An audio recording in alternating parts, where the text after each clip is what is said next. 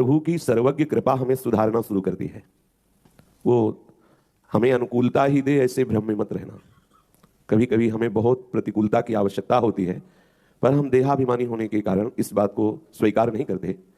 हमें भगवत प्रेम में डुबोने के लिए अहेतुकी कृपालु प्रभु प्रतिकूलता देते हैं। सूक्ष्मता से विचार करो, जैसे नमक के समुद्र के प्रवाह में पड़ जाएं, तो जब तक आप निकलेंगे नहीं तब तक आपको उस नमक के समुद्र का अवगाहन करना ही होगा। ऐसे ही हम दुखालय समुद्र में फंस गए। ये दुख समुद्र है, भव समुद्र है संसार, चाहे भक्त हो चाहे अभक्त, दोनों इसमें जन्म लिए हैं। जो भक्त है वो इससे विरति को प्राप्त होकर प्रभु से रति करने के कारण उस दुखद परिस्थितियों को भगवत कृपा का स्वरूप अनुभव करके आनंदित होता रहता है। पर ऐसा नहीं कि उसके जीवन में दुखद परिस्थितियां ही नहीं आती, बड़ी भयानक परिस्थितियां दुखद आती हैं। बाहर से ऐसी प्रतिकूलताएं, अंदर से ऐसी प्रतिकूलताएं, दोनों को सहता हुआ वो भगवत चरणारविंद की तरफ आगे बढ़ता है। तो प्रभु के श्री चरण परम शीतलता प्रदान करने वाले त्रैताप नशावन है, उनका चिंतन होने के कारण ये दुखालय उसे दुख नहीं पहुंचा पाता। पर ऐसा समझा जाए कि उसे दुख नहीं घेरता, ऐसी बात नहीं है। बड़ी बड़ी विषम परिस्थितियां उसके जीवन में आती हैं। इसलिए आप कृपा पात्र हैं, कृपा का आश्रय लिए हैं, तो कभी अनुकूलता कभी प्रतिकूलता, दोनों कृपा के पक्ष हैं। हमारे प्रभु जिस समय जैसा चाहेंगे वैसा हमें देंगे। हमें हर समय देखते रहना कि है मेरे ऊपर कृपा, मैं समझ नहीं पा रहा। ये बहुत सूक्ष्म विषय है। ऐसी परिस्थितियां उपासक के जीवन में आती हैं जब कोई आश्रय नहीं दिखाई देता, कोई समझाने से समझ में नहीं आता, केवल अंधकार ही अंधकार, केवल दुख ही दुख उसे दिखाई देता है। ये धैर्यपूर्वक इसको समझना।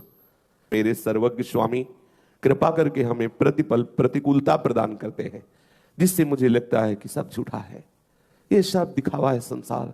भागो, यहां तुम्हारे हृदय को कहीं शांति मिलने वाली नहीं। भागो, यहां तुम्हारा कोई नहीं है। भागो, यहां सब स्वार्थ का जाल बिछा हुआ है। ये विवेक तभी मिलता है जब आपके सामने प्रतिकूल परिस्थिति होती है और आप उस राग को छोड़ना, जो बड़े बड़े योगी जन योगाभ्यास से छोड़ना चाहते हैं, नहीं छोड़ पाते, वो आप सहज में राग मुक्त हो जाते हैं। बड़ी कृपा हुई। पर ये कृपा का अनुभव आपको बाद में समझ में आएगा। पहले तो यदि आप कमजोर हैं तो फिर लड़खड़ा जाएंगे। भगवत कृपा से सत्संग मिला है, प्रायः रोज चर्चा वही होती है। इसलिए इस बात को हृदय में बैठा लीजिए। आपके जीवन में ऐसी परिस्थितियां आएंगी, ऐसे व्यक्ति मिलेंगे, ऐसी घटना घटेगी जो आपको प्यारे प्रभु से जोड़ने वाली होगी, पर आप समझ नहीं पाएंगे। लगेगा ये तोड़ने के लिए है, लगेगा ऐसा प्रभु क्यों कर रहे हैं, लगेगा वो सामने वाला ऐसा क्यों कर रहा है। इसका कोई उत्तर नहीं है। अगर वो ना होता तो आपकी शुद्ध शरणागति ना होती, शुद्ध भगवत अनुराग ना था। इसलिए हम वर्तमान को भगवत कृपा के चिंतन में लगाएं। भले वो प्रतिकूल परिस्थिति आवे, प्रभु से प्रेरित होकर के जब जिस उपासक के पीछे लग जाती है उसको प्रेमामृत समुद्र में डुबो देती है। कृपा किसके पीछे लगती है? सब पर दया है, लेकिन कृपा किसी बिरले पर होती है। वो बिरला कौन होता है?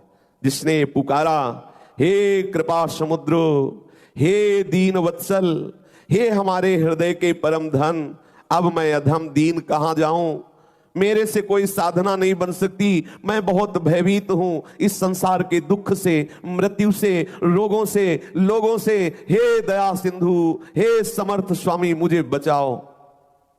मुझे कहीं ठौर नहीं, बहुत भटक लिया, बहुत धक्का खाया, जहां किसी का आश्रय लिया उसी ने ठगा। मेरे स्वामी कहीं ठिकाना नहीं, मुझ अधम को स्वीकार कर लो, कहीं शांति नहीं। हे पतित पावन, आज मुझे प्रार्थना करता हूं, अपना बना लो। ध्यान देना, ये जो पुकार कर रहा है ना, वो रजिस्टर में लिखा जा रहा है। अब कृपा भेजी जाएगी। जिसके हृदय में ये बात आ गई कि हार गया सब जगह से, स्वीकार कर लो मेरे स्वामी। प्रभु अब और कुछ नहीं, मुझे विद्या नहीं चाहिए, बुद्धि नहीं चाहिए, धन नहीं चाहिए, मान नहीं चाहिए, परिवार नहीं चाहिए, पुत्र नहीं चाहिए, पाताल लोकों का राज्य नहीं चाहिए, ऊपर स्वर्ग लोकों का राज्य नहीं चाहिए। मेरे स्वामी, मुझे योगी नहीं बनना, मुझे ज्ञानी नहीं बनना, मुझे तपस्वी नहीं बनना। नाथ, मुझे आपका वैकुंठ नहीं चाहिए, मुझे मोक्ष नहीं चाहिए। क्या चाहिए फिर? ये प्रार्थना क्यों कर रहे हो? आपका प्रेम चाहिए, आपका नाम रट करके मैं रोता रहूं, ये चाहिए। देखो, कृपा उसी का वर्ण करेगी, समझ लेना। यदि आपको ये सब चाहिए तो दया वर्ण करेगी, और अगर ये है कि मुझे ये सब कुछ नहीं चाहिए, आप कृपा करो कि मैं आंसू बहाता हुआ केवल आपको पुकारता रहूं, आपके प्रेम में डूबा हुआ। ये सबसे बड़ी मांग है, ये सबसे बड़ी वस्तु है। इसमें प्यारे अधीन हो जाते हैं।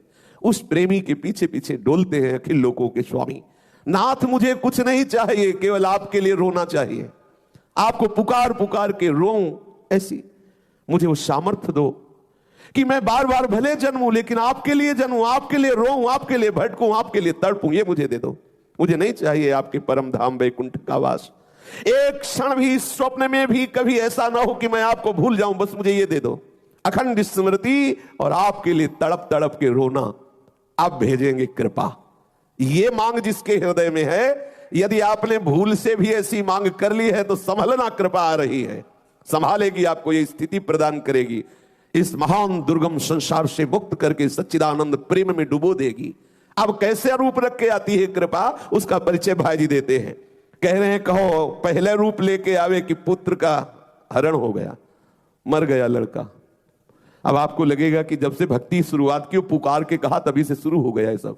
अब आइए कृपा। अच्छा, एक बार कृपा आ गई तो अब आप चाहे जितना चिल्को रो, हल्ला मचाओ कि नहीं चाहिए कृपा, अब नहीं चाहिए श्री कृष्ण, तो मानने वाली रही, वो समर्थ है, अब भेज दी गई वहां से। अब तो आप रो चिल्लाओ और भागो कि नहीं करूंगा भक्ति, तो भी बचने वाले नहीं। वो घेर के लाएगी आपको, किसी काम का नहीं रखेगी, केवल श्याम का रखेगी, केवल प्रभु का बना देगी। ये अत्यंत करुणामयी कृपा है। भाई जी वर्णन कर रहे कृपा का स्वरूप।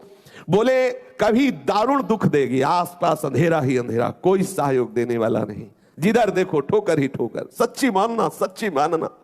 ये ऐसी ही कृपा कड़वी औषधि जब देती है, तब ये अहंकारी जीव आर्त भाव से पुकारता है कि मैं हार गया, हार गया, प्रभु अब स्वीकार कर लो। कोई मुझे प्यार करने वाला नहीं, कोई मेरी तरफ करुणा की दृष्टि से देखने वाला नहीं, स्वामी मुझे स्वीकार कर लो।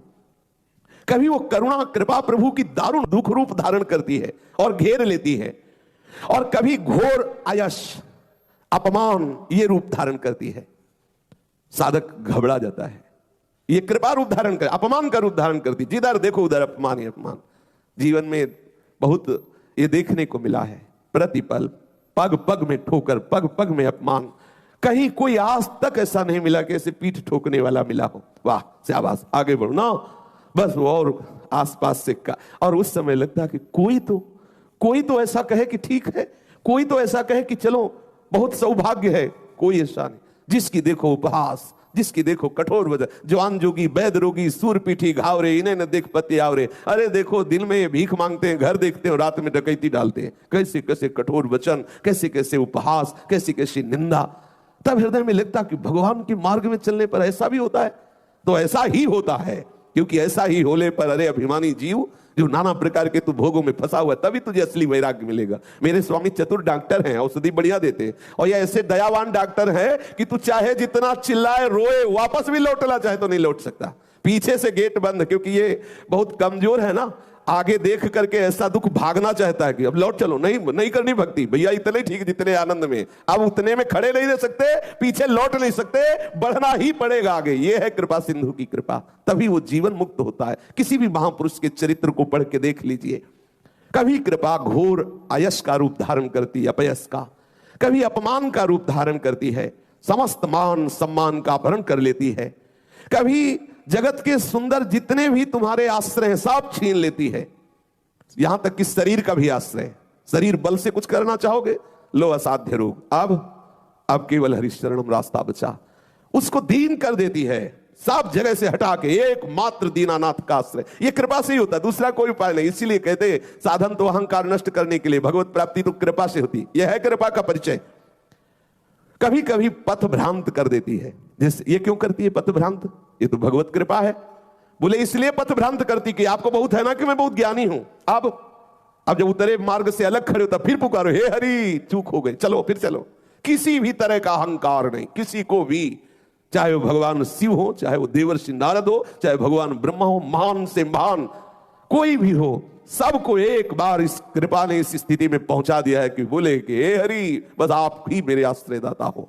ऐसी एक करुणामयी कृपा, कहीं आपको साधन का भी हम ना हो जाए।